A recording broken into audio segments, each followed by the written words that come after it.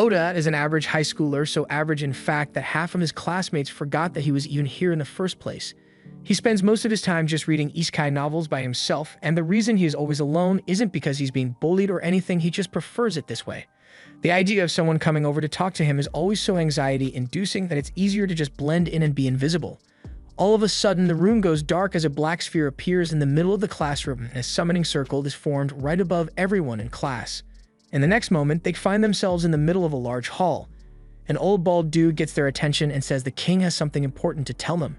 The students are understandably upset about the interdimensional kidnapping, so they start demanding to know what the meaning of this is. But the advisor couldn't care less about their concerns, so he tells them all to shut up and pay attention. Once they are all quiet, the king speaks up and introduces himself as Morrigan, the ruler of the kingdom of Redis. He tells them all of the kingdom is under attack by demons, and only the power of a hero from another world is strong enough to defeat the demon lord.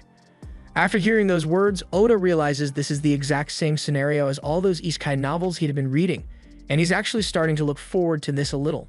The advisor then states that it is time to identify the hero among them, so he invites everyone to place their hands upon this crystal ball so he can inspect their statuses. The first one up is Daisuke, so he walks up to the ball and is told to say the word status to display his stats. He was hoping that he might be the hero, but it turns out that he's just an animal trainer with an average power of 450.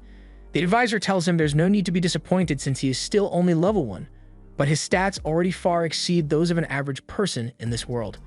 A few of the other students get classes like a disenchanter, a knight, and even a healer, and the advisor is pleased with the diverse range of strong skills the summoned students have. He also informs the students that they can open a personal status window by saying status on their own, and when Oda tries it out, he discovered that he's an assassin. That doesn't come as a huge surprise to him considering his personality, but something he does find concerning is the fact that his stats are abnormally high.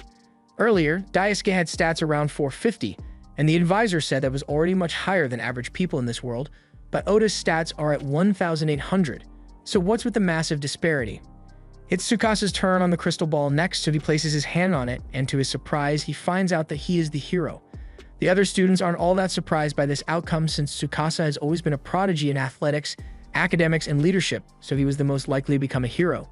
The advisor begins praising him for having such high stats since most people cap out around 500 points, but his are around 900.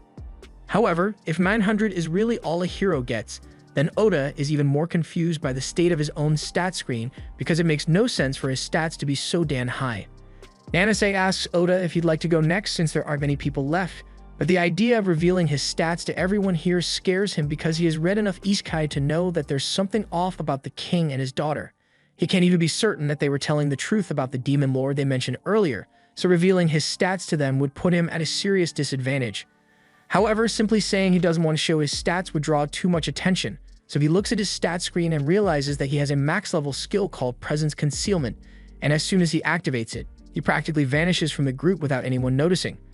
Even Nanase, who was talking to him just a moment ago, completely forgets about Oda's existence as soon as he is out of sight, just like my dad. Once the advisor has taken note of everyone's ability, he tells them that equipment for their training will be provided soon, but for now, they will be taken to the bedrooms that have been prepared for them. Oda breathes a sigh of relief. He passed the verification unnoticed, so now all that's left is for him to use his skills to gather information. But as he's walking through the halls, he notices a camera spying on the students from the ceiling, and now he is absolutely certain that something nefarious is going on here.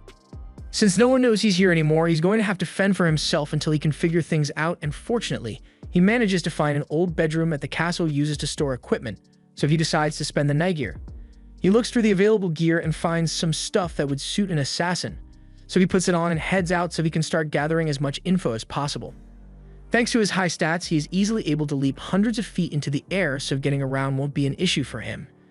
And with his concealment ability, he effortlessly sneaks into the king's room undetected and overhears him talking to the princess about some kind of plan. Morrigan also reminds her to make sure she doesn't let any of the students go into the castle's archive, because it'd be bad if they were to learn the truth. Oda still doesn't know what exactly their plan is, but he can tell that it's not something good, so he is tempted to just stab the king to death right here and end it once and for all. But doing that would be too reckless, at least not until he has gathered more info. The next morning, Oda sneaks into the dining hall and grabs a piece of bread to eat. He contemplates whether he should undo his concealment and tell his classmates that the king is up to no good, but he doubts they would believe him. Just then, Tsukasa walks in and he has something he wants to say. It's clear that they became stronger by coming to this world, and he feels like it is their duty to use their newfound power to help defeat the demon lord just like the king asked them to. So he would like to ask for everyone's support in achieving that goal, and they all seem to be on board with the idea. Oda realizes that the fact that they all see the king and princess as allies means there's no way they'd believe him if he told them about what he overheard last night, so he decides to gather some more information before doing anything else. Later that day, the students all gather outside for their first combat lessons, and they are introduced to Saren Mithray, the Knight Commander of Redis's last battalion. He says he will be in charge of training them for the next month, and after that, they will be allowed to go into the dungeon to try out their new skills. Oda has been watching from around the corner for a while now, and he's not happy about how blindly enthusiastic his classmates are about becoming heroes, but there's nothing he can do about it in his current situation, so he decides to go gather more intel. However, as he is leaving, Saren seems to notice him, so he puts his assistant, Jill, in charge of the students and follows Oda out. Oda eventually stops as a fountain and wonders where he should go to gather intel, but all of a sudden, Saren appears behind him and asks if something is wrong. Oda is shocked that someone was able to spot him since he's sure his concealment skill is still active, but Saren tells him he doesn't have to worry too much because his skill is still effective on everyone else, but he is a bit of a special case. Saren possesses enchanted eyes that allow him to see minor temperature changes, so noticing Oda wasn't difficult. Oda can't risk having his cover blown, so he reaches for his dagger intending to take Saren out, but Saren tells him there's no need for that because he isn't going to tell the king or princess about him.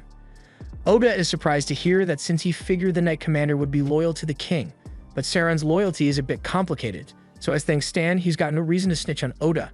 He and Oda sit down by the entrance, and Oda tells Saren that he has been trying to find a way to get into the archives because he knows nothing about magic or how this world works. For example, his concealment skill was maxed out from the start, but he has no idea how to level up any of his other skills. Saren offers to teach him how to level up since he wouldn't find that info in the archives even if he tried. Oda is getting a little excited because he has been hoping that he'd get a chance to do some real assassin training, but he doesn't like accepting help for free, so he asks Saren if there's anything he can do for him in return. Saren says he'd just like to hear a bit about what Oda's home world is like since he thinks it'll be interesting to learn about, so the two officially start working together. Over the next few weeks, Oda learns about this world's history and how there are separate continents with elves and beast folk out there. After that, Saren moves on to training Oda while Jill handles the training of the other heroes. Things have been going well for a while now, but one night Oda comes to meet with Saren because he found a strange book in the castle's archives. Saren already knows what this is about since he was the one who hid that book in there for Oda to find, and it contains details regarding a coup Saren is planning. He says the king is no longer fit to rule this land because he's willing to pay a horrific price for his own personal gain, and that doesn't sit well with Saren or the other knights, but they'd like to keep things as peaceful as possible to avoid unnecessary bloodshed.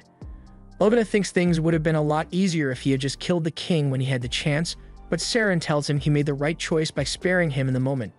Killing a man is not an easy burden to bear, especially not for a teenager like him.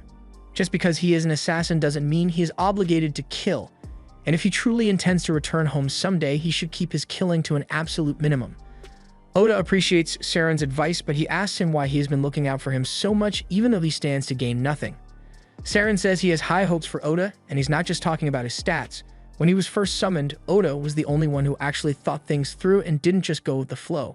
Plus, there aren't many who could endure what Oda has been through and come out stronger. Oda gets a little embarrassed since he has lived his entire life being ignored by everyone around him, and this is the first time someone has ever actually praised him so much. Saren is glad it made him happy, but he does have a favor to ask of him since he could really use some help with the planned coup, and Oda says he will consider it. By the end of the month, the training of the heroes is finally over, so it is time for them all to head down into the dungeon. But while they are being paraded through the streets, Oda notices someone who has been glaring at them from the sidelines, and he wonders why she holds such animosity towards the heroes, so he sneaks up behind her to ask. The girl is startled by Oda's sudden appearance, but he assures her that he means no harm. He just wants to know why she seems so hostile towards the heroes when all the other people seem to support them. The girl asks him if he really doesn't know what the kingdom has to sacrifice to summon them here. But this is Oda's first time hearing of any sacrifice, so he's not sure what she's talking about. She could have easily told him what it was, but instead she tells Oda he should find out the answer for himself since this won't be the last time they see each other. As the party heads into the dungeon, they are forced to battle their way through a large group of orcs, but no matter how many they kill, even more always end up appearing.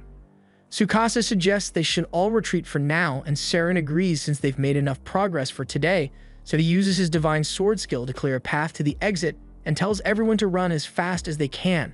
However, after walking through the door, they find themselves cornered by even more monsters, so their chances of escaping are looking slim. Just then, Tsukasa remembers that before they came out on this mission, the princess had given him a special smoke bomb which she said would scare monsters away, so he decides to give it a shot and tosses it at the orcs. But to his horror, the smoke bomb actually turns the orc into a minotaur that's much stronger than anything they've faced so far. By the time Oda and Jill arrive, the party is already on the verge of defeat, so Oda springs into action and tries stabbing it in the back of the neck, but its hide is way too tough for him to pierce, so his sword shatters on impact. Oda is forced to fall back and finds Tsukasa kneeling on the floor with a broken arm. He's in the middle of a serious mental breakdown because he can't handle the fact that he's not strong enough to defeat the Minotaur on his own. Oda knows Tsukasa has a strong sense of responsibility, but he has never been one to crumble under pressure like this, so he gets the feeling that somebody did something to him. He asks the party's disenchanter to try casting Dispel Curse on him to see what happens, and sure enough, the remnants of a curse are seen floating off his head, so someone definitely planned this whole attack and Oda has a good idea of who's behind it. While Tsukasa's curse is being dispelled, Oda tells Saren that he plans to give his new skill a try, so Saren launches a flash of lightning at the Minotaur, and as it is being electrocuted, Oda activates his shadow magic. Dark tendrils begin to emerge from the shadows before piercing the Minotaur where it stands. Once it has been restrained, Oda begins pulling it into the shadows until its entire body is devoured, leaving only its head behind. However, while he may have successfully killed the Minotaur, he still doesn't have full control over his shadow powers, so he begins struggling to keep them from going out of control. Fortunately, Saren comes to his aid to help him remain calm until he is eventually able to withdraw the tendrils. After the battle is over, everyone returns to the castle, and Saren congratulates Oda on a successful mission. It's thanks to him that everyone managed to make it home safely, but while his shadow skill may be incredibly powerful, it also takes a massive toll on him, so Saren tells Oda to avoid using it unless absolutely necessary. He tells Oda that he has a gift for him, so he hands him a katana. He says the blade was forged by the first hero who was summoned centuries ago, and Oda is grateful for it, but he wonders why Saren is giving it to him instead of the current hero of Tsukasa. Saren explains that Tsukasa was already given the holy sword to use in battle, plus the king would definitely notice that something was wrong if he saw Tsukasa wielding the katana since Saren kind of stole it from the royal armory. Oda understands, so he accepts the katana, and he thinks it's cool that he gets to use the same sword as the former hero. But speaking of heroes, he recalls that the situation with Tsukasa hasn't gotten any better. They were able to figure out that he was cursed, but while some of the symptoms were alleviated by the disenchantment spell, the curse itself still persisted, and Oda plans to find out why. Later that night, Oda sneaks into the princess's room and finds her in the middle of strengthening the curse on Tsukasa with a magic crystal and turning him into a puppet. But before she could finish her spells, Oda takes action and slices the crystal in half. This should take care of the curse for now, but he still has a few questions he'd like to ask her, so he points his sword at her throat and demands to know why she is doing this. The princess coldly says that everything she does is for the sake of the king, so he asks her why she is following his orders, but upon closer inspection, he notices that there's not a single original thought going on behind those eyes.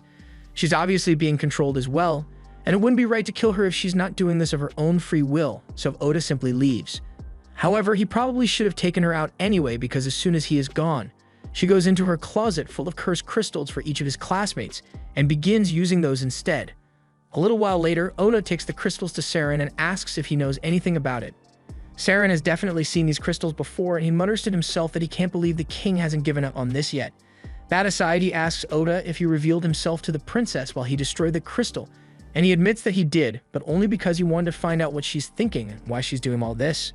Saren tells him that the princess is nothing more than a puppet for the king at this point, but Oda has done enough for today, so Saren says he should go to sleep. But he advises Oda not to rest on castle grounds any longer.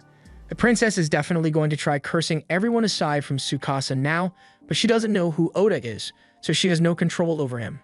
She may not know exactly who he is, but now that she is aware that there is an assassin on castle grounds, Saren is sure the guards will spend the night searching every nook and cranny, so Oda won't be able to hide in storage closets anymore. Oda apologizes for revealing himself without thinking of the consequences, but Saren tells him there's no need to apologize. Making mistakes is a natural part of youth, so it's Saren's job as an adult to help him handle the aftermath. Oda says he is grateful that he has someone like Saren looking out for him. And Saren says that if he really wants to express his gratitude, then Oda should bring him along once he finally finds a way to return to Japan. Oda spends the night out in one of the trees, but he is woken up when he hears a huge commotion early in the castle. He wonders what could possibly be going on so early in the morning, so he heads over to take a look. He finds a few guards and his classmates gathered around, and once Tsukasa spots him approaching, he is relieved to see Oda again. Oda is glad to see that the curse on Tsukasa was broken, but Tsukasa looks panicked and asks him where he has been. Oda explains that he was just taking a nap and asks what's going on here. He had expected something mundane, but to his horror, he found Commander Saren lying on the floor with a dagger through his chest. Oda breaks down and asks who could do such a thing. But suddenly, all of his classmates turn on him, accusing him of being the killer. The dagger in Saren's chest is the same one they saw Oda using just a day ago. That would be compelling evidence against him, but they literally saw his dagger shatter against the Minotaur in the dungeon, so this one couldn't be his. Even so, his classmates all say he is way too suspicious because he is always disappearing and appearing whenever he wants. Oda realizes that the princess must have successfully cursed all of his classmates for them to be acting this way, so the only one who is still normal is Tsukasa. He tries sticking up for Oda since it's not fair to accuse him of murder without any evidence, but all of a sudden, the king shows up and announces that Oda is being charged with treason for the murder of Commander Saren, so he orders the guards to execute him immediately.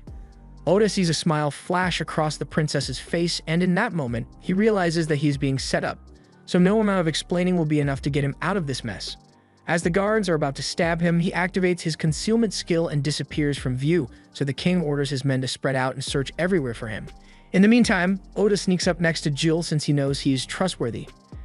And once he gets Jill's attention, he is informed that the real culprits behind Saren's death were the king's personal assassins, and now they'll be coming after Oda next, so he is going to have to go on the run. Jill explains that Saren had anticipated something like this happening, so he prepared a bag of supplies ahead of time for Oda to use. Oda thanks Jill for the information, and after gathering the provisions, he leaves the kingdom.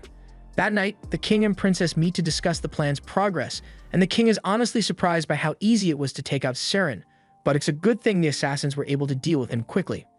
The princess has also finished applying curses to all the students aside from Tsukasa, so now they just need some sort of justification to start a war with the nation of the East. The king says the students will be useful pawns for him in the war, and as for the one who managed to get away, he's sure a kid like him wouldn't be able to survive on his own out there, but just to be safe, he tells the princess to send the Night Raven assassins after him. Meanwhile, Oda has just arrived at the dungeon since Saren once told him it's the best place to hide out if you're on the run. Practically no one would bother searching a dungeon just to find you, so it should be safe in there, but water and food are limited, so Oda needs to be careful. Even with Oda's concealment skill, there are still a lot of monsters down there that can detect him with their heightened smell or hearing, but as Oda's assassin class levels up, he will eventually be able to mask his scent, the sound of his footsteps, and even his heat signature until he becomes truly undetectable. There are bosses every 10 levels, and once you enter a boss room, you won't be able to leave unless you kill the boss, so going in alone is a risky gamble, but it's not like he has much of a choice if he wants to progress further. As soon as he steps inside, he is immediately confronted by a chimera, and while he is able to dodge its strikes at first, he gets caught off guard when its snake tail starts spitting venom, so he gets hit in the leg. As a result of the damage, he can't move as fast as he did before, so the chimera is able to pierce his back with its claws. But just as it was about to finish him off, Oda decided to use his trump card and cast shadow magic to completely obliterate the chimera. He successfully defeated the first dungeon boss, but the injuries he suffered, combined with the exhaustion from using the shadow skill, left him in critical condition. The shadow skill recognizes that there's a risk of its master dying, so while Oda is still unconscious, it automatically switches from attack to recovery mode and begins healing his wounds. Meanwhile, back at the castle, Tsukasa has just asked everyone to leave the castle with him. They ask if he's saying he wants to go hunt the Demon King right now, and that sounds like a good excuse, so Tsukasa goes with that, but his classmates all tell him to shut up and sit back down because they aren't going anywhere. He realizes that their behavior must be an effect of the curse that Saren told him about before he was killed, and if it's true that all of his classmates are being mind-controlled, then he's just going to have to leave on his own. However, to his surprise, a few of his classmates actually do agree to leave with him, and a few hours later, they are all standing outside the city limits.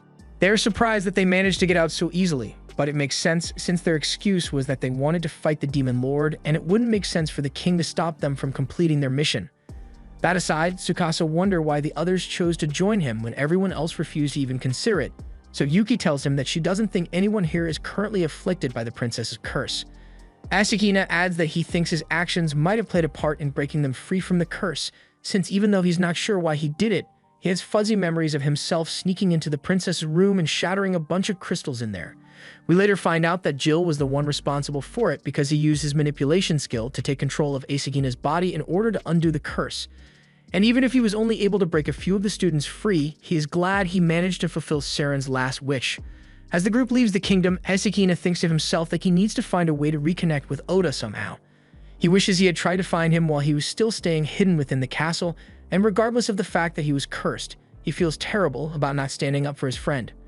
Most people in class never really spoke to Oda much, but one day, while walking home from school, Asakina happened to run into Oda while he was working a construction job.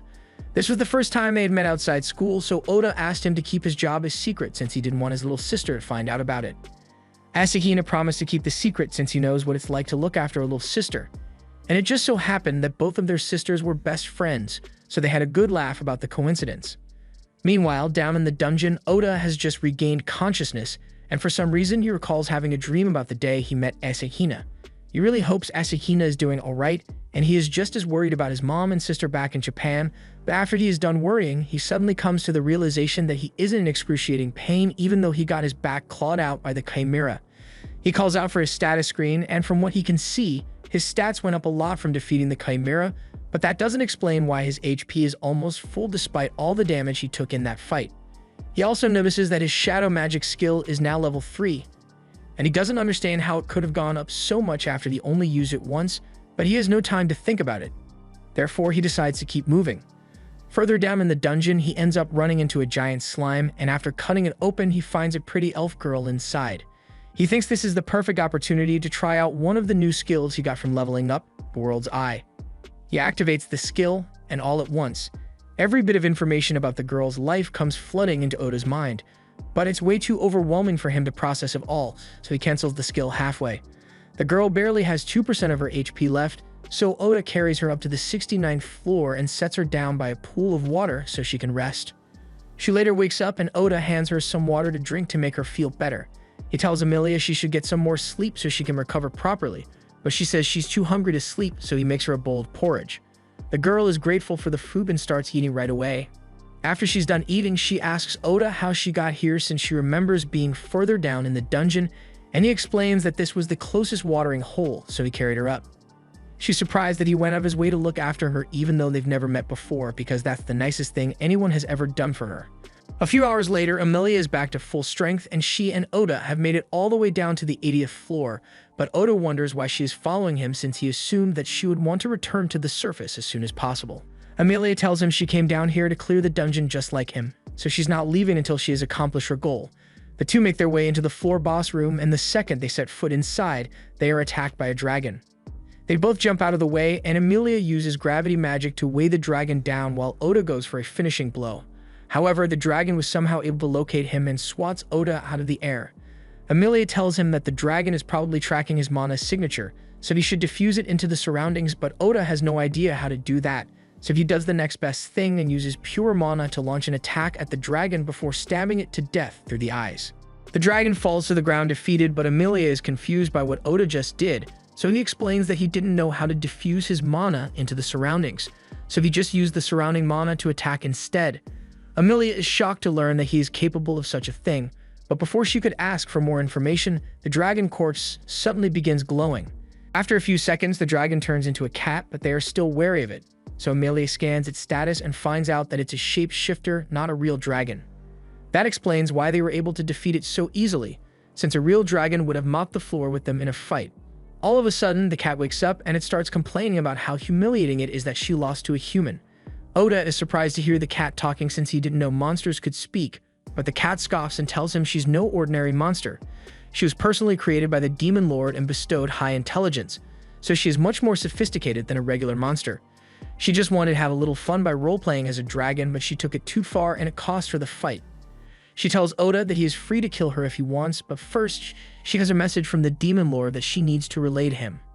The message is basically inviting Oda to visit the Demon Lord's castle, but Oda doesn't understand why the Demon Lord would want to see him, or how he even knows of Oda's existence in the first place.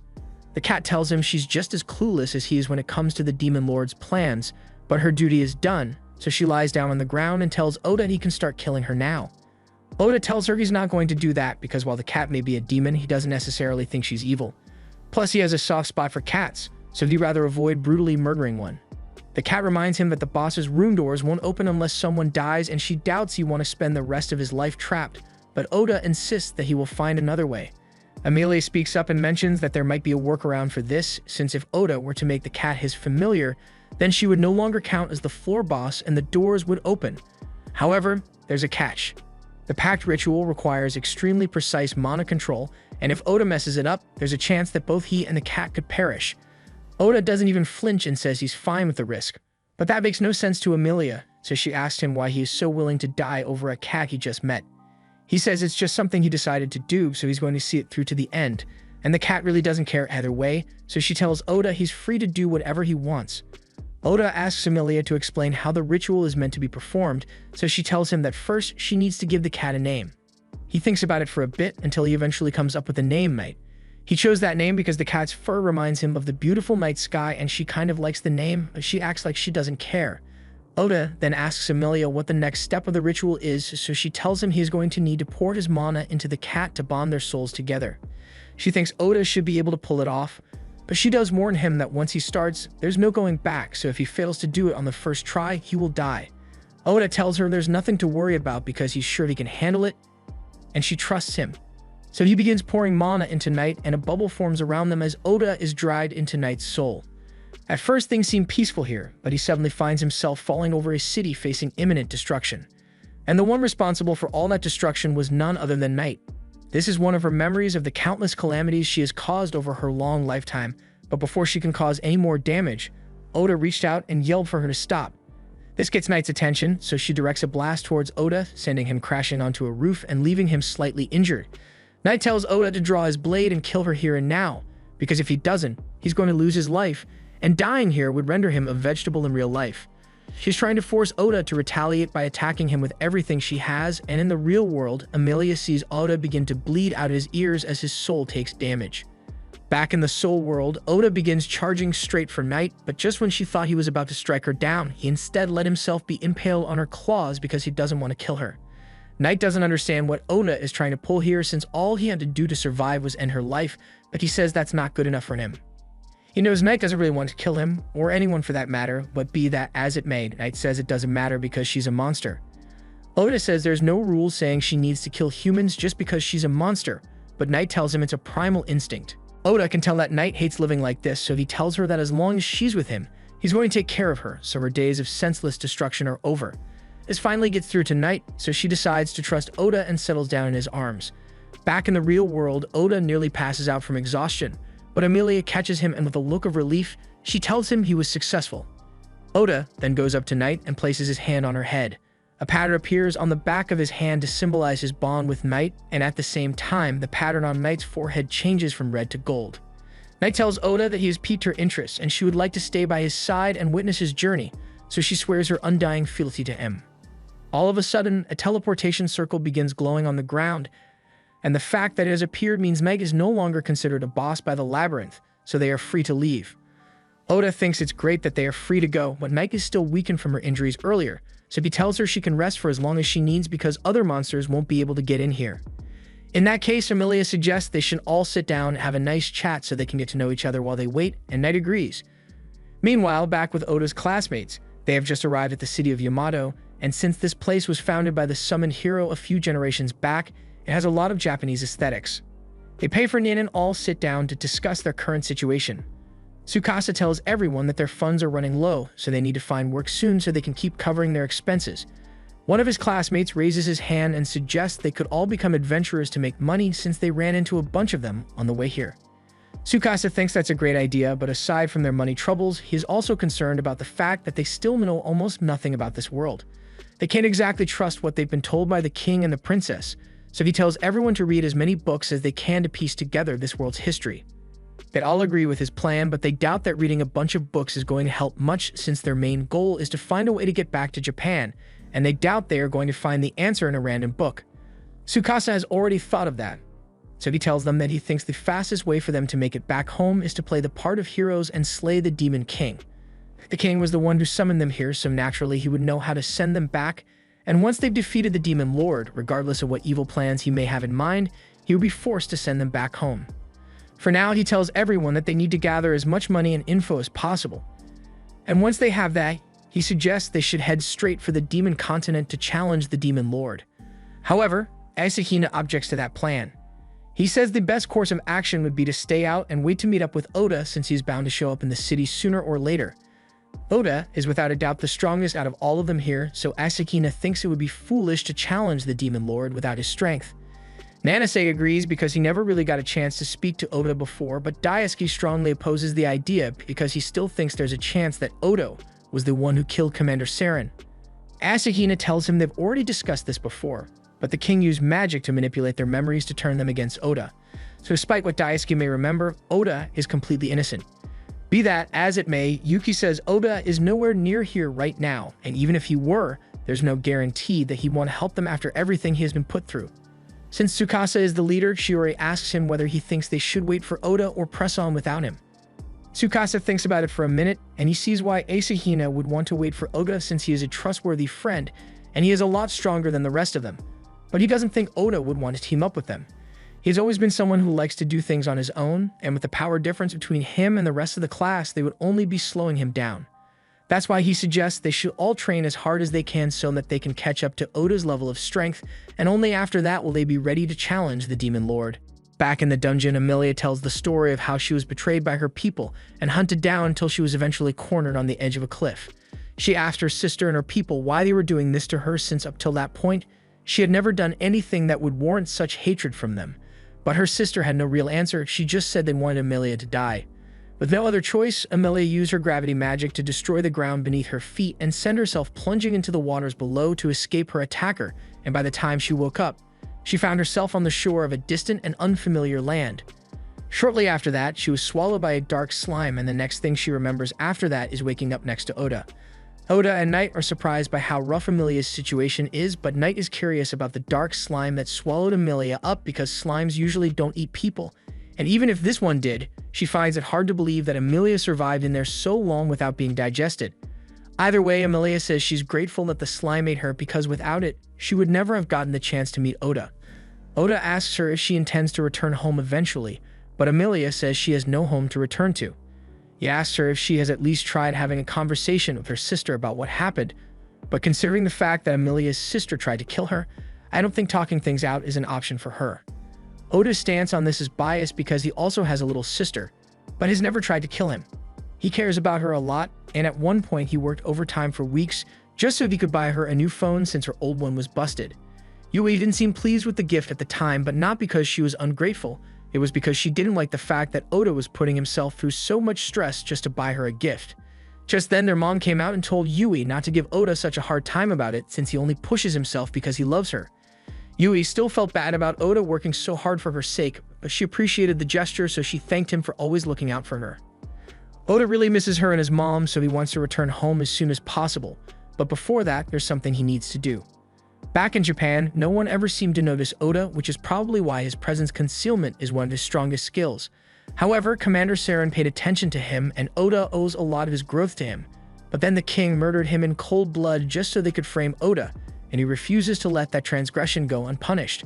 They are all arrested now, so Oda asks Knight where the teleportation circle is going to take them. Unfortunately, she says she has no idea since there are only a few demons in the world who are capable of manipulating teleportation circles, and she isn't one of them. Amelia recalls hearing a rumor that teleportation circles send you to the place you most desire to go, and if there are multiple users, it will pick one person and send everyone to that person's destination. They all go through, and in the next moment, they find themselves in the middle of a large plain with a massive tree in the distance. To Oda, it is a pleasant surprise, but to Amelia, this is a horrifying turn of events because she recognizes that tree, and it means she is back in the Elven Kingdom. All of a sudden, an elf scouting in a tree nearby spots them and immediately fires an arrow at Amelia. Oda notices in time to pull her to safety, and afterwards he apprehends the elf and brings him down for interrogation. The elf says he was sent out here to investigate a strange blue light that suddenly appeared, but to his surprise he found the traitorous princess, and it was murder on sight from there. He then proceeds to insult Amelia with extreme malice, so Oda knocks him out, but that doesn't solve their problems because while the elf was talking, more elves showed up and surrounded them, including Amelia's sister. Before all this, Amelia's life was going pretty well. She was in line to become the next ruler of the elf kingdom, and she had a great relationship with her sister, or so she thought. Gradually, all her advisors and guards began to turn on her until one day, Kilika suddenly accused her of committing a heinous crime. And without investigating at all, the guards all concluded that Amelia must be guilty because she is a child of blight. She was forced to flee the kingdom before Kilika, and the guards could capture her. And now that they are face to face again, she doesn't know what to do. She tries telling Kilika that she will leave on her own, so there's no need for violence, but Kilika is hell-bent on capturing Amelia. However, before Kilika could do anything, Oda steps in front of Amelia to protect her. Kilika asks Oda who he thinks he is to be interfering in the matters of elves, but he says he met Amelia a day ago and he happens to like her, so he won't let Kilika speak to her like that. He also noticed that Kilika keeps referring to Amelia as a criminal, so he asks what crime she actually committed, and to that, Kilika rolls down her sleeve to reveal a large bruise that runs all the way across her arm. She tells Oda that Amelia once poisoned her with a vial disguised as a potion, and even for a member of the royal family, harming another royal is completely unforgivable. Amelia defends herself and says what she gave Kilika really was a potion, but Kilika says no one is ever going to believe that. She then walks up to Oda and looks him right in the eyes. Amelia immediately realizes what Kilika is trying to do, so she warns Oda to get away from her, but it's already too late. Kilika laughs and declares that her mesmerized skill is already active, so Oda's heart now belongs to her, and that means Amelia has no more allies. Kilika was expecting to see an expression of pure hopelessness on Amelia's face, but instead what she sees is rage.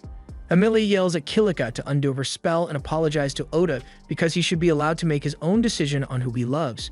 Seeing Amelia so angry really startles Kilika because she has always known her sister to be a spineless pushover, but right now she looks like she's ready to rip someone's throat out. Just then, Oda speaks up and tells Amelia to calm down because he's not under the control of any spell, and that's because mental type skills like Mesmerize only work effectively on people who are weaker than you. Kilika refuses to believe that a bumpkin like Oda is actually stronger than her, and he doesn't really care what she thinks of him. But he does care about what people think of Amelia, so he tells Kilika that she's going to have to dismiss the false charges she brought against Amelia. Kilika asks what makes him think the charges are false, so Oda explains that he knows Amelia isn't the kind of person who would stoop as low as to poison a family member. Kilika realizes she isn't going to be able to convince Oda to hand Amelia over, so she orders all her guards to kill him immediately. However, before they could attack, the king of the elf nation shows up, and he orders them to put their weapons down. Kilika is shocked to see him here since he was supposed to be away on an inspection trip for the next few months, but he says something came up, so he returned earlier than expected. He demands to know what Kilika is doing out here, and before she can say anything, all the guards come to her defense and tell the king she did nothing wrong. The king immediately realizes that she must have used her mesmerized skill to put the guards under her control, so he orders her to release them at once, and then she walks over to Amelia to apologize. He has no idea what her sister must have put her through, but he assures her that Kilika will be punished for her actions. After that, he turns to Oda and orders him to leave immediately because there's no reason for a human to be on elf land. Amelia tries to stand up for Oda and tells her father that he was the one who saved her and brought her back here. However, while the king is grateful that Oda brought Amelia back to him, he still doesn't like humans in general, so he tells Oda to leave regardless. In that case, Amelia says she's going to leave as well, but the king becomes angry and says there's no way he would let that happen. Amelia is the only one he trusts to rule the kingdom once he is gone, so he won't let her leave, but Oda tells him it's Amelia's choice to make. The king orders Oda to stay out of this because it's none of his business, but Oda isn't one of the king's subjects, so he has no reason to obey those commands. In fact, he says he is more than willing to make the king listen to him with force, and judging by what Oda did to Liam on the floor over there, the king can tell that he's not bluffing. With that said, the king has never been one to duck a fade, so he issues a challenge to Oda, under the condition that the loser has to obey the winner's commands, and Oda accepts, so the king says the duel will be held at the base of the holy tree in accordance with their tradition. As they walk toward the tree, Amelia apologizes to Oda for dragging him into this mess, but he says there's nothing to apologize for because he's the one who chose to get himself involved. Changing topics, he recalls Kilika referring to Amelia as a child of blight, so he asks her what that's all about. Amelia explains that there's an old elven legend that says whenever a set of twins are born, one will differ from their parents, and this child is said to bring calamity upon the land, hence they are referred to as a child of blight. People used to kill the odd twin at birth because of this, and Knight is surprised to hear that elves still believe it despite the fact that the legend was proven to be mere superstition long ago. Amelia says it usually isn't an issue anymore, but Kilika has been bringing it up a lot lately since her eye and hair color are different from that of the rest of her family. It's pretty obvious that Kilika was just using that as an excuse to alienate Amelia, and personally Oda says he thinks Amelia's hair and eyes are beautiful. They eventually arrive at the holy tree, and since Kilika was the one who started this whole mess, she will be facing Oda in the duel. Before the match begins, Oda decides that he won't use his concealment skill since there would be no point in winning unless everyone clearly sees him do it. Amelia warns Oda that Kilika is the strongest swordsman among the elves, so facing her won't be easy, and he needs to be careful. Oda notices that Amelia seems to hold Kilika in high regard in spite of everything that has happened, so she explains that they used to be really close when they were little, and no matter what she does, Amelia will always see Kilika as her dear sister. As the match begins, Kilika draws her sword, but Oda chooses to fight with his sword still in its sheath. Kilika asks if he's trying to mock her by not taking the fight seriously, but Oda simply says he doesn't want to risk accidentally killing her during their fight. As soon as the match begins, Kilika charges at Oda and launches a succession of precise strikes aimed at his vitals, but Oda is able to dodge them all. He admits that Kilika certainly lives up to the title of strongest swordsman, but he is simply too fast for her, so he is able to slip past her attacks and shove her away. He tells Kilika to just surrender before she gets herself hurt, but she refuses to be looked down upon and activates her trump card. A torrent of wind begins to surround her blade as she sends a violent gust in Oda's direction. He has never seen anything like it before, so it catches him off guard for a moment, but he eventually manages to sidestep the blast. Mag recognizes Kilika's technique as buff magic, and Amelia explains that she is the only elf capable of using it, so she is trained with it to the point of near perfection. She is able to launch powerful wind attacks at will, so Oda is forced to run around a lot to avoid getting hit. But at one point, he notices that Kilika looks really sad. He asks her why, and she tries to deny it, saying she's happier than she has ever been, but Oda says she looks miserable to him. Kilika doesn't want to listen to Oda's prying any longer, so she launches another attack at him, but he easily ducks underneath and leg sweeps her, sending her tumbling to the ground. By the time she gets up, Oda is already standing behind her and places his sword on her neck, showing that he could have killed her by now if he wanted to. He once again asks Kilika to just surrender and make peace with Amelia, but Kilika vehemently refuses. She says she would never make peace with someone who stole everything from her. She then flies into a rage and begins launching indiscriminate blasts of wind in all directions. She says she has nothing because Amelia and her divine nature took it all away from her. Kilika used to get along great with Amelia when they were younger, but then it was discovered that Amelia possessed the spirit medium class, and with that once mastered, she could become one of the strongest people on the continent, so from that day onward, nothing Kilika did was ever good enough. Amelia tries to tell her that that's not true, but Kilika is too upset to listen to reason right now. Just then, Liam approaches Amelia and asks her to help save Kilika with this, and she immediately understands what he's trying to do. She climbs onto Knight's back and uses the power of the holy tree branch Liam gave her to cast purification magic and release everyone from Kilika's mesmerized spell. This sends Kilika into an absolute frenzy, so she unleashes her most powerful wind blast yet, and Oda is forced to use his shadow magic to counter it. He is eventually able to overcome the force of her wind magic, knocking Kilika to the ground and causing her to lose the will to fight. Just then, Liam and Amelia walk over to check on her, and Kilika asks if they are here to mock her now that she has been defeated. Liam tells her that's not the case because he's actually worried about her, but she doesn't believe him since she thinks that as soon as the mesmerized spell wore off on him, he rushed straight to Amelia's side and helped her undo the rest. However, Amelia tells Kilika she's wrong because Liam was never actually under her spell. Kilika thinks Amelia is simply lying to her, so she says they should hurry up and exile or execute her already because she doesn't want to live like this anymore. But the king says if anyone should be punished, it is him because he's the one who caused Kilika to turn out this way. Kilika doesn't understand what he's talking about, so the king explains that he sealed away some of her memories a long time ago to protect her, but he now realizes that was a mistake. He undoes his forgetting skill, and all at once, Kilika's lost memories return to her. When she was little, Kilika had been training a lot near the dungeon, but one day a strange person showed up near the entrance and told her she could get stronger a lot faster if she used one of these balls. Kilika, being a naive child, grabbed the stranger's balls and ran into the dungeon to try them out.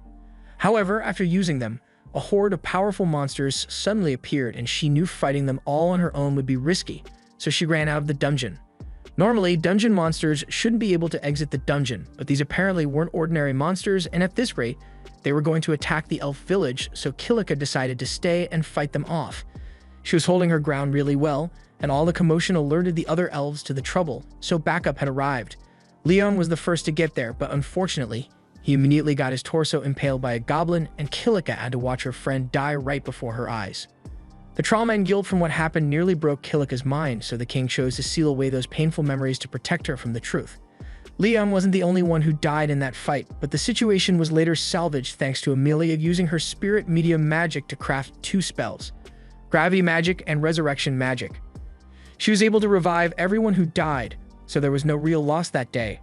But since Kilika was the only one who was unaware of what happened, all those involved unintentionally grew distant from her. And she interpreted this as them losing interest because she wasn't a spirit medium like Amelia. Kilika breaks down in tears at the realization that she turned her own sister into an enemy over a stupid misunderstanding. But Amelia says that's not true because she could never truly hate Kilika. She's got a lot of apologizing to do to make up for all the trouble she caused Amelia, but at the end of the day, they will always be family, and in Amelia's eyes, nothing can change that. That night, a feast is held in celebration of Kilika changing her ways, and the king thanks Oda for helping resolve the matter. As promised, he agrees to let Amelia decide what she wants to do, even if that means she will be leaving on a journey with Oda. Speaking of which, the king asks Oda where he plans to head next, so he says he is heading for the Beast Continent since Knight mentioned that it's a great place to buy weapons and equipment. Meanwhile, Asahina and the rest of Oda's classmates all hop on a ship headed to the Beast Continent as well. They had originally planned to wait until Oda eventually shows up, but they've already grown strong enough that the monsters in the Yamano dungeon no longer give them experience. So rather than sit idle, they decided to head to the Beast Continent to upgrade their gear. The next morning, the Elf King prepares an escort to take Oda and Amelia to the edge of the kingdom so they can continue their journey. Oda thinks this is a little much, but the king says there have been a lot of kidnappings along the coast recently, so he just wants to ensure their safety. In fact, he says he would feel much better if Oda allowed them to escort him personally, but he turns down the king's offer immediately and agrees to just take the carriage. During the carriage ride, Oda asks Knight why she was so docile during the drama with the elves since she could definitely have done more to intervene, so she explains that she didn't want to reveal the fact that she's a demon since not everyone would be as accepting of her as he is.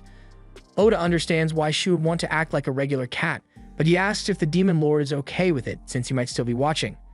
Knight tells him he is correct about that as her eyes and ears are still linked to the demon lord so he can keep track of everything she does. However, he no longer has control over Knight's actions and she has no intention of betraying Oda. Oda is glad to hear that since he might end up butting heads with the demon lord when they finally meet, but Amelia doesn't think that's likely to happen. If anything, she gets the feeling that the demon lord wants to be friends with him, and Knight shares the same sentiment because the move Oda pulled off yesterday certainly piqued the demon lord's interest. Not many people are capable of utilizing shadow magic in combat, but Oda was able to fully coat himself in it. Oda says he just did it in the heat of the moment because he was worried that his shadow magic might consume Kilika, but even if it was unintentional, such a feat is still impressive.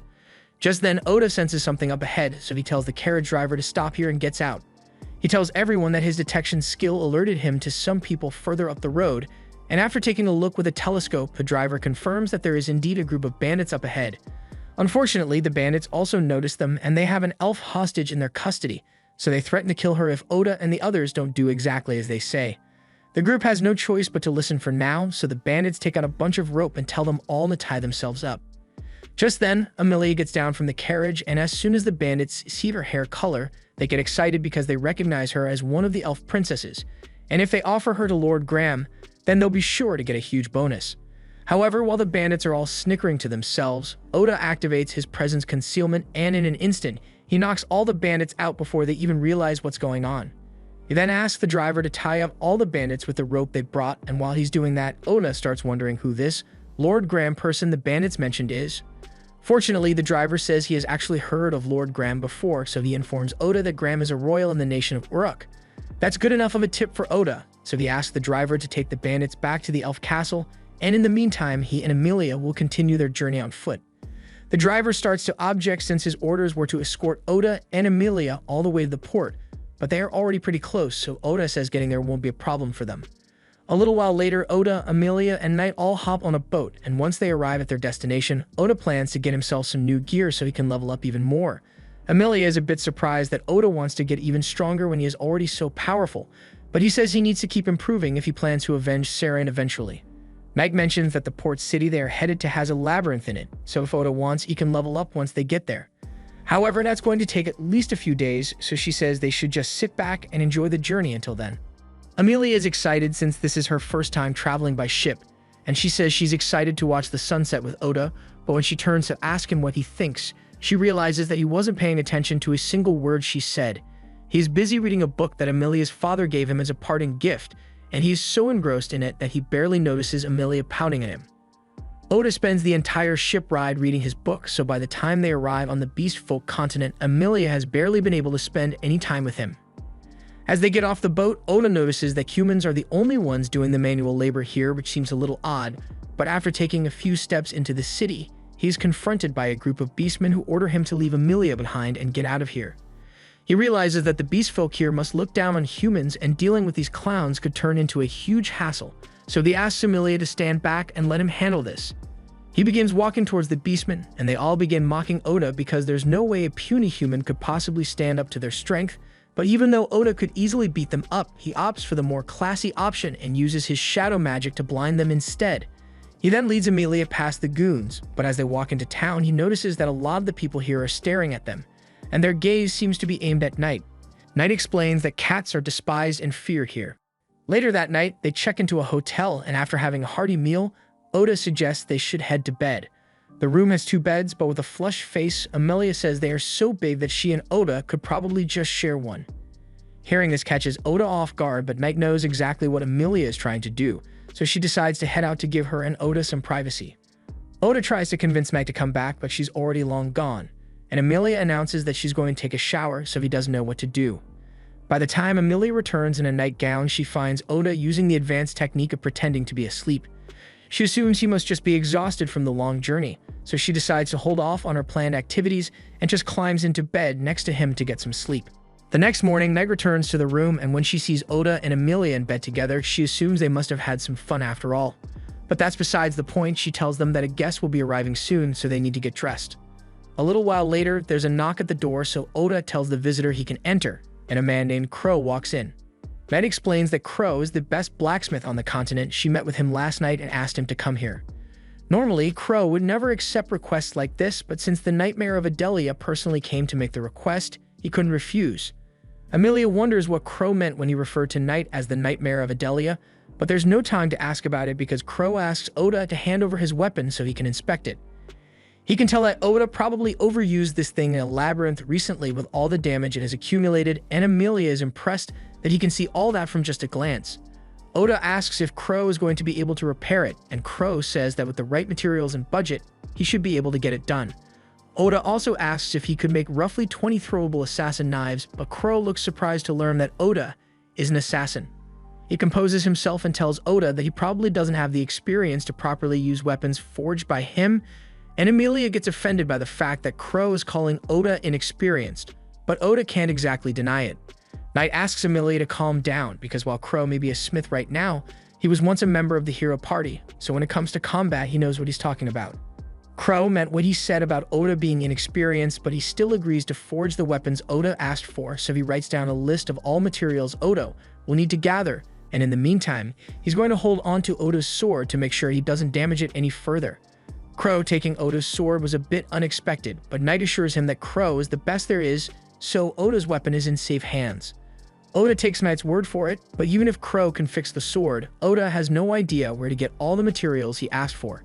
Knight tells him that the easiest option would be to hunt for them in this city's labyrinth, and it would give Oda a chance to level up as well, so he thinks the idea is perfect. The labyrinth in the city is located near the center, but access is limited based on one's rank as an adventurer. Oda doesn't think that will be much of a problem for him, so he begins making plans for the hunt, but while he's doing that, Amelia asks if it's alright for her to head out for a little bit since there's something she wants to talk to Crow about. Oda says he's fine with it since he still has a lot of research to do on the labyrinth here before he's ready to go in, but he asks Knight to go with her and contact him with telepathy if anything happens. A little while later, Amelia and Knight arrive at Crow's workshop, and Amelia mentions that she heard that when the previous hero party failed to kill the demon lord, only the hero and a beastman managed to survive, so that beastman must have been Crow. Crow tells her she's free to mock him for his failure if that's what she wants to do, but that wasn't Amelia's intention. She believes Crow managed to survive because he is strong, and that's why she would like him to teach her to fight. Crow immediately refuses because he decided long ago that he would never accept another apprentice. He says everyone whom he has tried to train would either run away or fall into severe depression, so he doesn't want to waste his effort, but Amelia assures him that she will neither give up nor break down. She wants to stand by Oda's side with her head held high, and to do that, She can't let the power gap between him and her grow any wider, so if Oda plans to grow stronger, then she wants to train as well. Crow once again refers to Knight as the nightmare of Adelia and reminds her that the deal was that he would only accept the request to fix Oda's equipment. However, she points out Amelia is making the request on her own, and this has nothing to do with Oda. Furthermore, she says she would appreciate it if Crow stopped referring to her as the nightmare of Adelia since her name is Knight now, and Amelia is curious, so she asks why Crow keeps referring to Knight that way. Knight explains that decades ago, the Demon Lord sent her to the city of Adelia in retaliation after the people had invaded the Demon Kingdom. Technically, Knight's job was just to issue a warning to the leaders of the city, but she was blinded by rage and kind of took things a bit too far, nuking the entire city in the process. She knows she had no reason to do all that, and she takes full responsibility for her actions, which is why she wanted Oda to kill her when they first met. However, she has changed since then, and as long as she is serving under Oda, the history will never repeat itself. Crow asks her if she really thinks it's that easy to turn over a new leaf, but Meg is well aware that the things she has done are unforgivable, so she understands if Crow still despises her. However, on the contrary, Crow says he never bore any resentment towards Knight. A few years ago, after he and the hero party failed to kill the Demon Lord, Crow was holding a memorial in front of his sister's grave when Knight happened to run into him. She immediately recognized Crow as one of the heroes who escaped the Demon Lord, and she could tell that he was mourning, so she told him that if he wanted to kill her, she wouldn't fight back. However, Crow told her that he knows she is nothing more than a tool the Demon Lord created to do his bidding, so blaming her would be the same as blaming the sword instead of the swordsman. In that case, Knight asks if he intends to go after the Demon Lord again, but Crow told her that it was neither her nor the Demon Lord who killed his sister. After Knight's attack, Crow's sister had been trying to help the people trapped under the rubble. However, at the same time, a nobleman was desperately trying to flee the city, and since Crow's sister was in the way, he decided to blast her to ashes instead of just going around. That's the man who took his sister from him. So Crow swore that if he was going to take revenge on anyone, it would be Lord Graham. However, he never ended up going through with it because he knew his gentle sister wouldn't want him to go down that path. Just then, Amelia speaks up and basically calls Crow a bitch for being too cowardly to take revenge for his sister. He just fabricated the idea that his sister wouldn't want this to justify running away from reality, and Amelia understands what he's going through better than anyone. She spent a lot of time lying to herself, claiming it was all for the sake of her sister, but Oda opened her eyes to how wrong she was about the situation. Amelia's words really struck a chord with Crow, and he needs some time to process his emotions, so he asks Amelia and Knight to leave him alone for today. Meanwhile, Odds is out in town doing some research on the labyrinth when all of a sudden, monsters erupt from the labyrinth and spill out onto the street. Amelia sees the chaos and tries to intervene, but she is confronted by a boy named Oram, and she recognizes him as the same person who tricked Kilika when they were kids. Oram says he has orders from the Demon Lord to keep Amelia alive since she can use interesting magic, so he surrounds her with monsters and takes her captive. By the time Oda arrives, Oram has already taken Amelia into the dungeon and plans to get her back, but first, he needs to clean up this mess, so he asks Knight to stand back. Knight realizes what he's about to do, so she takes off flying to leave the area, and Oda activates his shadow magic with no restrictions, allowing it to consume all the monsters in the area, but the strain on his body causes him to pass out afterwards. Knight flies down to check on Oda, but all of a sudden, the mysterious system in his body is triggered, and due to the excessive use of mana from Oda's body, it surrounds him with a shadow and puts him in recovery mode. Knight has no idea what's happening right now, but a few moments later, Oda's body is fully healed, but he is still unconscious. So by the time he finally wakes up, he finds himself in an unfamiliar bed. He asks Mike what happened, so she tells him he collapsed after using his shadow magic, so she brought him to Crow's house for safety, until he woke up. Oda asks how long it has been since he's worried he might have been asleep for 5 or 6 hours. However, Meg tells him he was actually unconscious for a full day and 5 hours. Oda is shocked to hear that, but Knight tells him it's not a surprising outcome, since using his shadow magic completely drained his body of all mana. He very well could have died from such a stunt, but for some reason his shadow magic activated on its own while he was unconscious and completely replenished his mana. She still has no idea what that was all about, so she asks Oda for an explanation, but he is just as clueless as she is, and frankly, he isn't interested in finding out right now because he has more important things to worry about. He gets out of bed, and when he sees Crow, he thanks him for lending his bed while he was unconscious, but he really needs to get going now. Crow understands what's going through Oda's mind right now, so he asks him if he's sure it's a good idea to rush in like this. A full day has passed, so for all he knows, they might have already taken Amelia all the way to the demon continent by now. Without hesitation, Oda says if that's true, then he will just have to go to the demon continent to get her. But Crow asks him how he intends to face demons without any weapons. Oda yells that he will figure something out since he doesn't have his weapons right now, but the Crow points to the table over there, which has all of Oda's repaired weapons laid out and ready for battle. Those have been here the entire time, and the fact that Oda did notice them is proof that he isn't paying attention to his surroundings. So Crow tells him to calm down and think things through. Oda realizes Crow is right, so he calms down and goes over to check on his weapons. Crow split his sword into 2 blades, since short swords are easier for an assassin to use, but it cost him a lot in materials and labor, so he expects Oda to pay him back as soon as he is done saving Emilia. There's also one more thing Crow wanted to give him, so he throws Oda an old ring which has the words, "I will lead you anywhere," inscribed on it. The ring was apparently forged by a previous hero, and it is enchanted with magic that will lead the wearer to whatever it is that they desire. Oda tests it out while thinking of Emilia, and a red line shoots out from the ring in the direction of the labyrinth. It wouldn't have gone in that direction if Emilia had been taken to the demon continent, so for whatever reason, Alum must still be holding Emilia captive inside the labyrinth. He isn't sure where in the labyrinth exactly, but knowing that Emilia is still in there is good enough for Oda, so he puts on his equipment and heads out the door with Knight. As they are heading towards the labyrinth, Knight asks Oda to please refrain from pulling stunts like what he did the other day. Oda apologizes since he now remembers that if he dies, Knight also dies, and he should have taken that into account before using such a risky move, so he promises to be smarter about things like that in the future.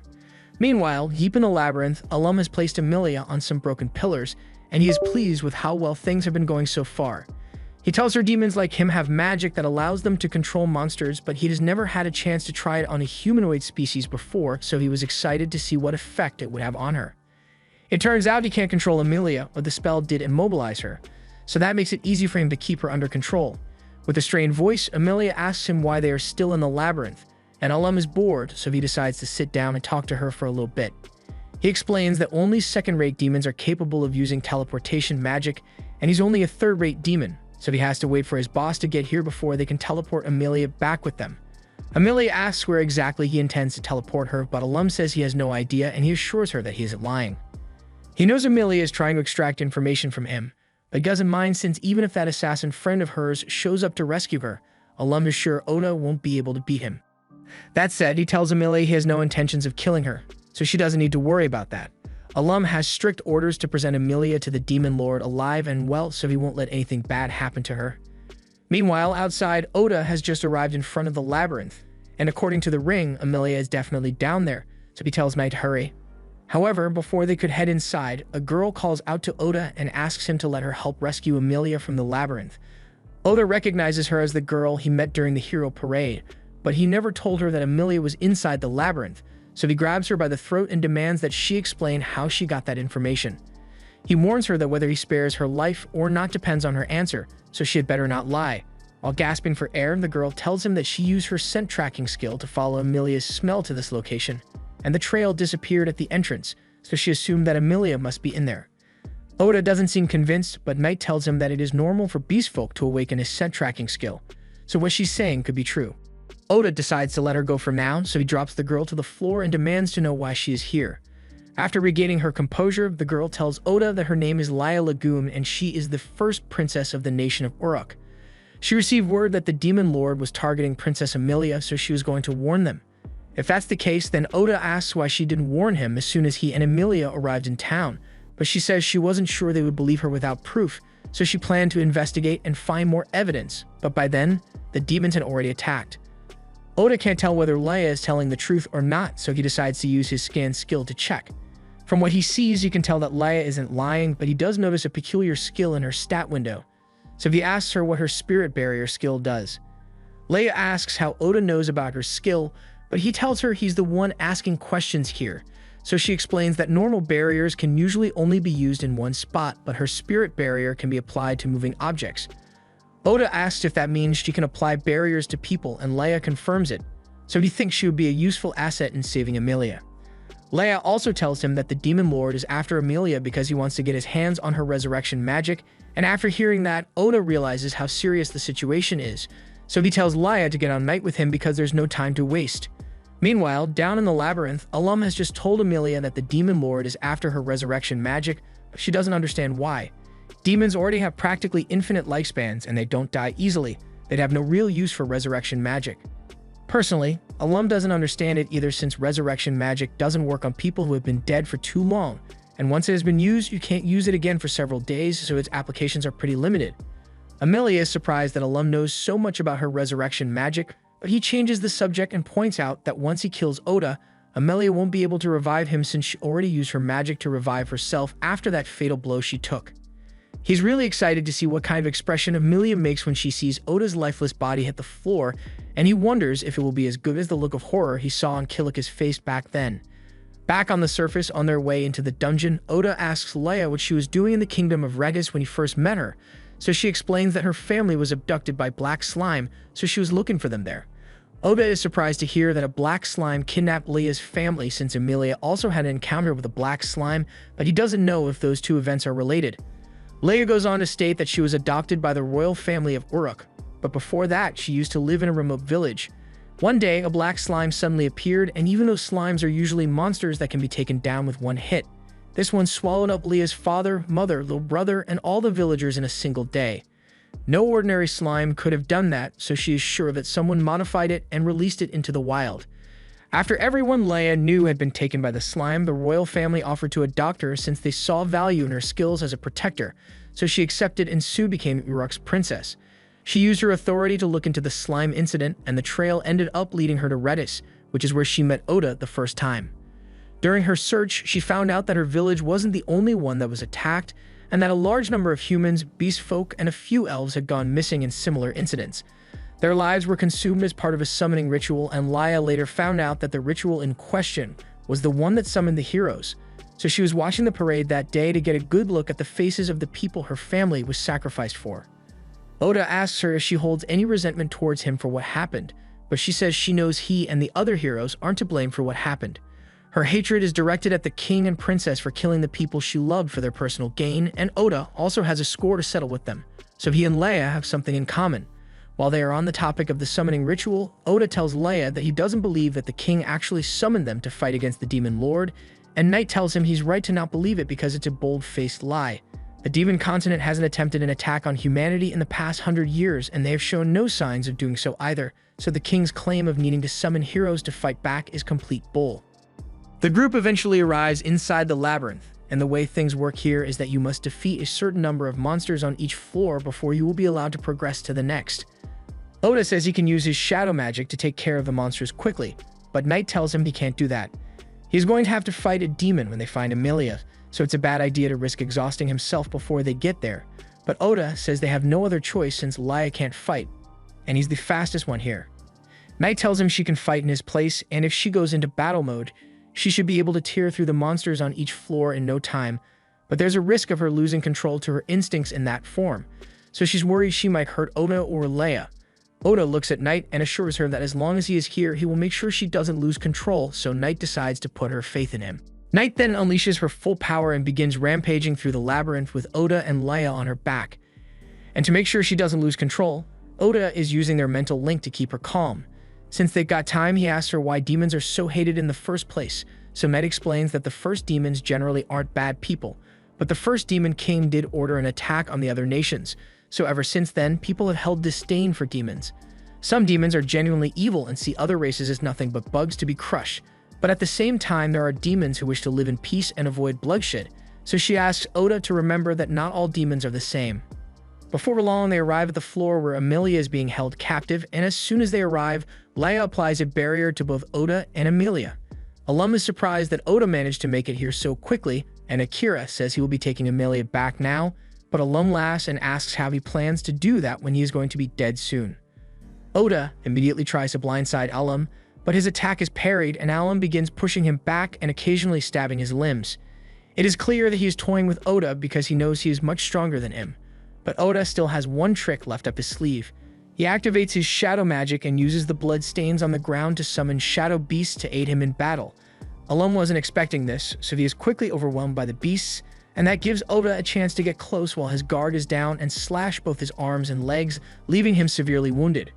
As a last-ditch effort, Alum used his magic to summon the labyrinth monsters he had control over to attack Oda while he was recovering from the backlash of using shadow magic. Leia cast an inverted spirit barrier around him before the monsters attacked, redirecting their blasts back at them. Now, Alum had no cards left to play, so he was completely at Oda's mercy. But even though Oda knew that the smart thing to do was to kill him, he couldn't bring himself to do it because Alum looked so similar to a human. He ended up hesitating for so long that Alum's boss had time to show up, and he has no idea what to do now because if he was struggling so much against Alum, who's a third-grade demon, there's no way he can handle a second-grade one. Knight warns Oda that he needs to avoid facing the demon head-on at all costs. He can already tell that this guy is on a whole other level, so he needs to be really careful about how he handles this. The demon can see that Alum is no longer able to fight, so he uses his power to wrap him up and throws him to the back of the room so he doesn't get in the way. He then wraps a ribbon around the group and it immediately shatters the barrier that Leia had set up to protect them, and she can't believe he was able to do it so easily. She tries getting up to create another barrier, but Oda tells her to get back since it's too dangerous. The demon says that's the smart thing to do here since he has no business with her. But he does have business with Amelia, so he launches another ribbon straight at her, sending Amelia flying into a wall. Oda rushes to her side to check on her, but the demon tells him there's no cause for alarm because she's still alive. He just made it so she wouldn't be able to move for a while. Oda glares at him with murderous intent, but as much as he wants to attack the guy for hurting Amelia, he knows he can't win, so he starts thinking of a way to escape instead. However, the demon catches on to Oda's intentions, and it would be really exhausting to have to chase Oda through the dungeon, so he decides to seal off all the exits. Now, Oda's only option here is to fight, but he already used shadow magic once, so he's running low on energy. And with how strong the demon seems, he doubts presence concealment would work on him. Just then, the demon asks Oda if his name is written as the one from Nobunaga Oda, or the one that means rice field since he wants to get it right. But Oda is too stunned to answer the question because the only way the demon would know about the difference is if he was also from Japan, and he confirms it. He tells Oda his name is Mahiro Abe, and though his situation was a little different from that of Oda, he was also brought here from Japan. It would have been nice if he could have met Oda under different circumstances, but right now, Mahiro's mission is to capture Amelia, and he's going to have to kill Oda to do that.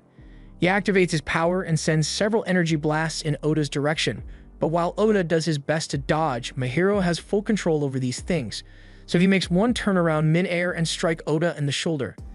Dodging isn't going to work, so Oda tries to close the distance so he can use his swords. However, he wasn't fast enough to land any hits on Mahiro, and a moment later, more energy blasts are shot at him. Trying to evade them would be pointless, so instead, Oda activates a limited version of shadow magic to absorb the blasts across his body. Mahiro is intrigued since he has never seen that kind of magic before, but he can't tell that Oda is running low on mana, so he can't use it at full strength. Just then, Knight calls out to Oda and tells him that she has finally regained a bit of her strength, so she can help now. Mahiro recognizes Knight and asks her if she is officially switching sides now, so she confirms that she has no intention of returning to the service of the Demon Lord, and then she speaks to Oda through their mental link and tells him he needs to nullify their contract immediately.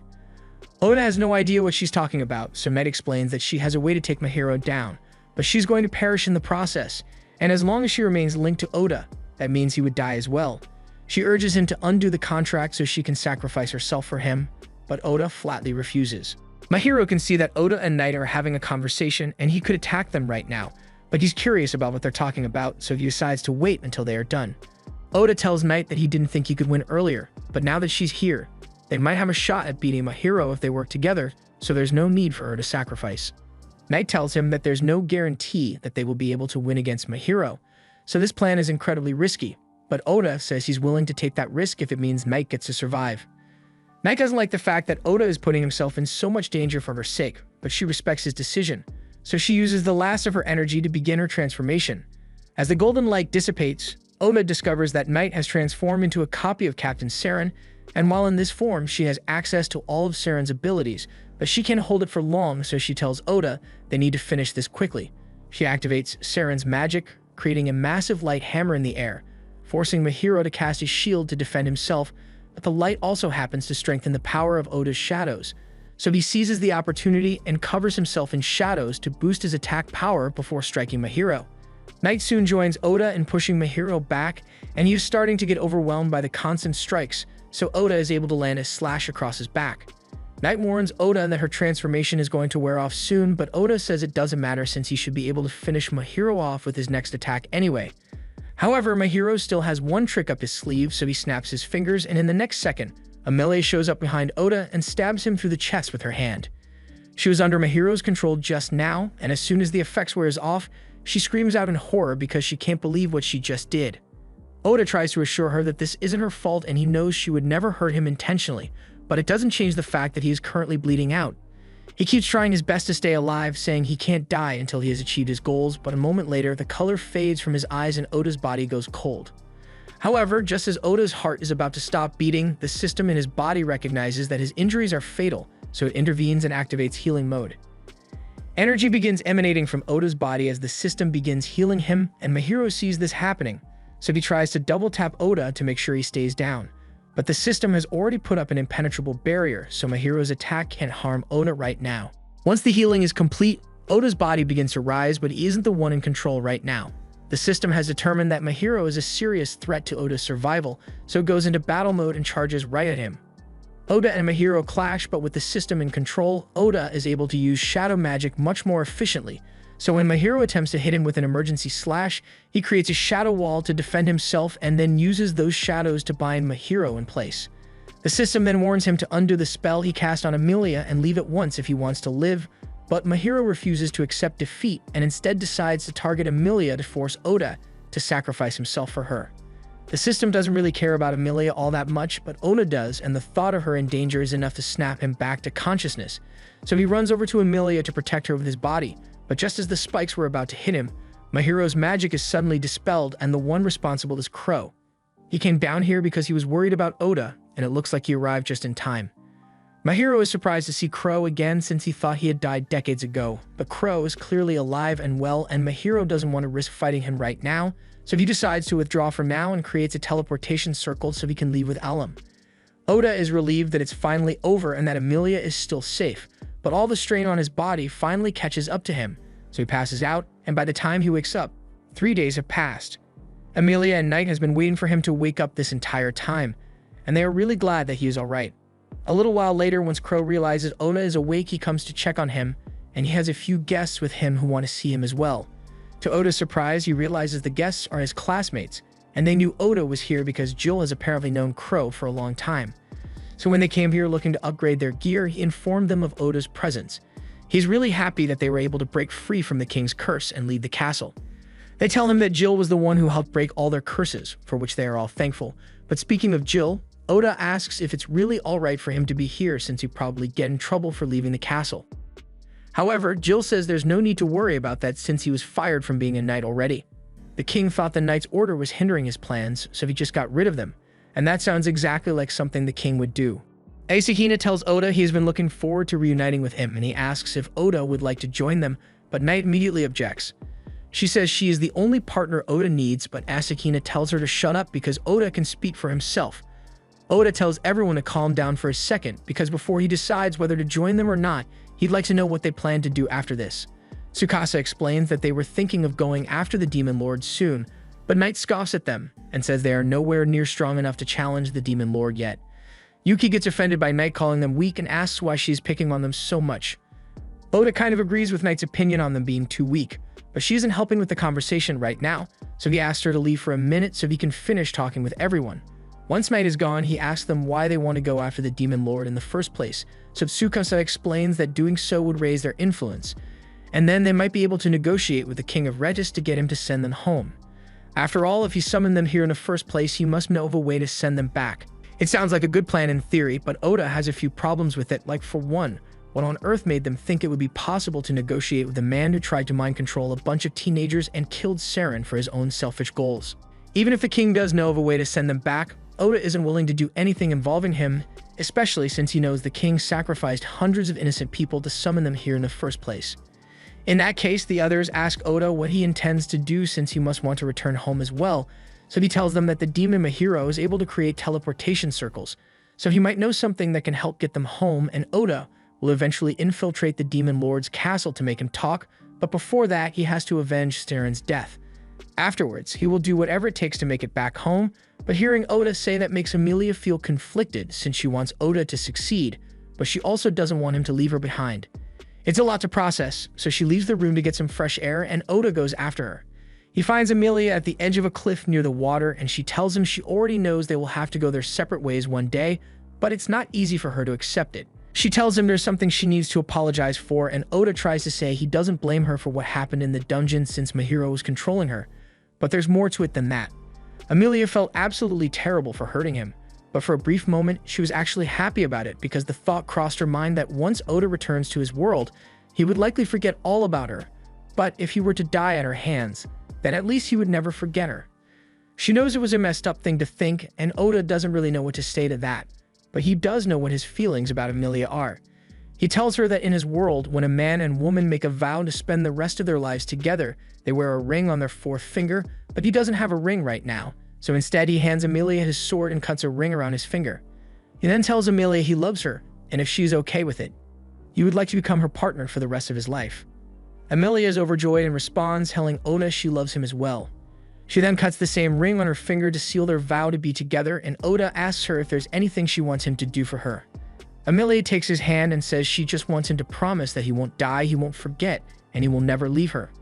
Oda swears that he will do everything in his power to keep those promises, and the two share a beautiful kiss as the sun rises. Meanwhile, back at the house, Oda's classmates are trying to think of a way to prove their worth to him, and one of them recalls hearing about a string of recent disappearances that have been happening in the nearby city. Apparently, there's a festival with a contest going on this time of year, but for some reason, every winner suddenly goes missing, and there are rumors that they are being trafficked on the black market. If they are able to solve the mystery and put a stop to the trafficking ring, then Oda might reconsider teaming up with them, or at the very least, he won't think of them as dead weight anymore. It's worth a try. But they don't want to tell Oda what the plan is right away, so they make up an excuse and say they are all headed to the city of Mori to enjoy the festival going on there. Amelia seems really interested since a festival sounds fun, and there's apparently a beauty contest there as well, so she would love to participate. Once they arrive in town, Amelia and the others head straight for the beauty contest sign-up booth, but when they get there, they'd find a woman arguing with the assigned rep. She's complaining about how unfair it is that everyone else gets to sign up with no problems, but she's getting rejected solely because of her race. Oda approaches the table to see what all the commotion is about, and the woman introduces herself as Letty and explains to him that they won't let her participate in the beauty contest because she's a demon. Oda is shocked to learn that she is a demon because she is nothing like Alum or Mahiro. However, Amelia really doesn't like how close Letty is getting to Oda, so she gets in between them and puts her ID badge on the table so the representative can sign her up for the contest. The rep is amazed when she finds out that Amelia is an elven princess, since she wasn't expecting such a high-profile contestant, and while the rep is signing her up, Amelia turns to Oda and tells him he isn't allowed to flirt with anyone besides her. Oda says he wasn't trying to flirt at all, and Letty apologizes for causing a misunderstanding because she tends to get really touchy out of habit. That aside, Letty still has a bone to pick with the rep since it's still not fair to deny her entry just because of her race. The rep can't deny that the only reason she's rejecting Letty is because she's a demon, but demons have a really bad reputation, so she's worried that letting Letty join the contest might cause trouble. If that's the case, then Oda says he is willing to take responsibility for Letty to make sure nothing bad happens, and the rep seems okay with that arrangement, so she allows Letty to sign up. Letty is overjoyed and thanks Oda profusely, but then she notices Knight on the ground and she wonders why she's here. Knight seems a little nervous about meeting Letty again, but she explains that she formed a contract with Oda, so she's his familiar now. Oda is curious about how Knight and Letty know each other, but Knight says it's a long story, so she'll tell him later.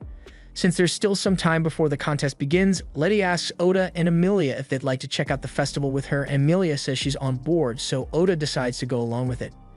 Later on, Letty announces her participation in the beauty contest to the general public, and to convince people to vote for her, she's holding a handshake and autograph event for anyone who wants one, and she's starting to draw in a crowd.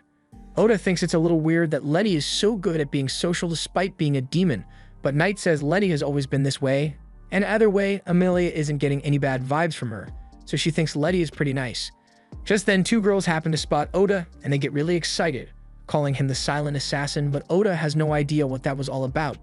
Crow explains to him that a lot of people saw him use his dark magic to defeat the monsters that were terrorizing the city when Elam attacked, and ever since then, they've been referring to him as the silent assassin, and he has become quite famous. As a result, he also earned himself a promotion at the guild, but Crow kind of forgot to give him his new ID badge when he first woke up, so he hands it over now. Oda was promoted to yellow rank, but he has no frame of reference for the guild rank system, so Amelia explains that she's currently silver ranked, and Kilika happens to be gold ranked, so Oda technically should be higher ranked, but the guild doesn't know about most of his dungeon activities. Just then, the girls from Oda's class call over to Amelia to tell her they found a stall with a bunch of rare foods, so she immediately gets up to go check it out, and in the meantime, Oda's classmates all decide to take part in a raffle. Oda asks Knight to follow Amelia to make sure she doesn't get into any trouble, and she obeys his orders, but as she is walking down the street, many people actively avoid her because they are still wary of cats. Now it's just Oda and Crow left sitting at the table, but Oda doesn't really understand why Crow came along in the first place, since he doesn't really seem like the kind of guy who'd care about having fun at a festival. Crow explains that as Oda already knows, his little sister was killed by a noble named Graham, and the reason he hadn't taken revenge till now is because he thought his sister wouldn't want him to do so, but even if he wanted to, it would be impossible for him to do so now. Crow's strength has declined over the years, and Graham is constantly surrounded by strong bodyguards, so getting to him is no easy feat.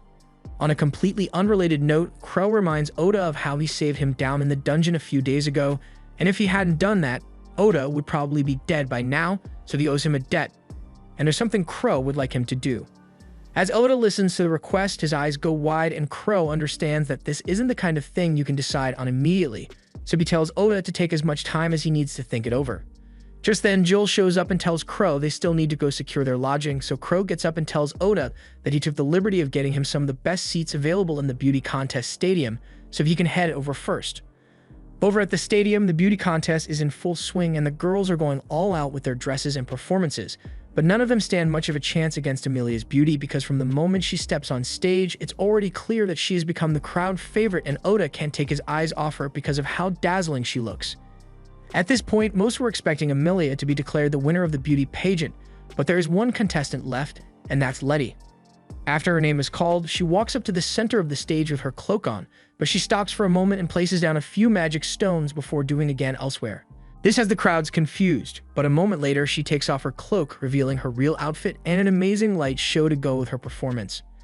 The fans love Letty's performance so much that her name shoots up the leaderboards, and she ends up tying with Amelia for first place. After the contest is over, everyone gathers outside, and Letty is a little disappointed that she only managed to tie with Amelia, even though she went the extra mile with her light show. But Oda says it's not an unexpected outcome since Amelia is exceptionally beautiful. Letty admits that Amelia is really pretty, but she is determined to beat her next time, so she asks Amelia if she's willing to compete again next year. Amelia says she'd be happy to as long as Oda is okay with it. But just then, Knight interrupts and asks Letty if she should really be drawing this much attention to herself, because at this rate, her father might get upset. Letty says she doesn't care because she got into an argument with her dad and ran away from home, which is why she is here, and Knight kind of figured that was the case. Oda wonders why Knight seems so concerned about Letty's father, so he asks her who Letty really is, and she explains that she is the daughter of the Demon Lord, which comes as a shock to everyone present. Meanwhile, this entire time, Graham has been keeping track of the group through his network of security cameras, and he thinks it's finally time to make his move. His bodyguard asks him if he wants them to go handle it, but he doesn't think this is worth dispatching his best men yet, so he just orders for an increase in surveillance because he plans to secure and deliver the package that the demons failed to obtain despite the intel he sold them. Back with the group, Letty shows everyone her stat screen to put their minds at ease, and her stats are absolutely insane. Though, since she's a high-level demon, it shouldn't be that surprising. A few minutes later, Crow and Jill return to tell everyone they found an inn with enough rooms for all of them, and when they see Letty with the group, they ask if she'd like to stay with them as well. Letty appreciates the offer, but she plans to camp out because she knows that most people would be uncomfortable sleeping in the same building as a demon. In that case, Amelia says they can meet back up tomorrow for the beauty contest awards ceremony, but Oda wonders why the awards ceremony is being delayed till tomorrow. Once they arrive at the inn, Tsukasa explains that the preparation for the awards weren't completed in time, so the organizers had to postpone the ceremony. Oda is thankful for the explanation, but he asks why Tsukasa knows so much about the beauty contest awards ceremony, and Tsukasa informs him that he actually entered the contest in the men's division and won first place, so he will be receiving an award tomorrow as well. Amelia asks if the award is going to be some special kind of food, and Tsukasa isn't sure about that, but he offers to let Amelia have his if it does turn out to be food. That aside, it's getting late, so everyone decides to go take a bath so they can go to sleep, and Amelia asks Oda if he'd like to bathe with her, but he says men aren't allowed in the women's baths, so that's not going to happen. Crow then asks to make sure Oda hasn't forgotten about their little discussion earlier, and he says he's going to think about it, but for now, he needs a little more time. Amelia can see that Oda clearly has a lot on his mind right now, so she drags him over to the bed and apologizes ahead of time for what she's about to do. He hasn't been getting much sleep lately, so she casts a forced sleep spell on him, and he passes out immediately. She then heads out to confront Crow and tells him he can't force Oda to do something he doesn't want to do, but Crow says he has no intention of forcing him. All he did was ask for a favor, and the decision on whether to go through with it or not is entirely up to him. Besides, he's going to cross that line eventually, and in all likelihood, his desire to protect Emilia is probably going to be what pushes him over the edge. Crow then walks away, and Emilia is left with a lot to think about because she wonders if Oda would really sacrifice his ideals just to protect her. The next morning, Emilia and the others meet up with Letty to go to the awards ceremony, but Letty notices that Oda isn't with them, so she asks what happened to him, and Emilia explains that he is still asleep. She wasn't expecting him to sleep this long when she cast that spell, but he was really exhausted at the time, so she thought it would be a good idea to let him sleep in today. Meanwhile, Oda's classmates are busy preparing themselves for battle because they are pretty sure the traffickers are going to attack during the ceremony, but they still haven't told Emilia about it. And they are actually glad Oda isn't here, since if he knew about the traffickers, he would likely deal with them on his own without giving them a chance to prove themselves. They'd all plan to keep their guards up, but I kid you not, they walk right into an old abandoned building, and only when they are standing in the middle of the empty room do they even question the suspicious location. Unsurprisingly, a group of masked men emerges from the shadows and demands that Emilia come with them because Graham wants to see her. But Emilia already knows all about what Graham did to Crow's sister and the slave ring he operates, so she refuses. The assailant draw their weapons and tell Emilia she doesn't have a choice, and as they are about to attack, Oda's classmates prepare to fight back. But before they could do anything, Emilia casts several gravity spheres and pins all the attackers to the ground in an instant. She then walks over to one of them and demands to know what Graham intended to do with her, and since she's threatening to crush the attacker into paste, he cracks and reveals that Graham has been secretly kidnapping all the winners of the past beauty contests and selling them on the black market. Emilia is enraged when she hears this, so she is about to squish the attacker once and for all, but before she could do so, Letty suddenly stops her. She understands that the attackers are bad people, but she doesn't think it's right to kill them. Emilia points out that the attackers drew their weapons first, and Letty understands that, but these guys were just following orders and they probably have their own stories or circumstances, so unless it's absolutely necessary for them to die, she won't let anyone be killed in front of her. This was the end of episode 8. Subscribe to not miss the next part.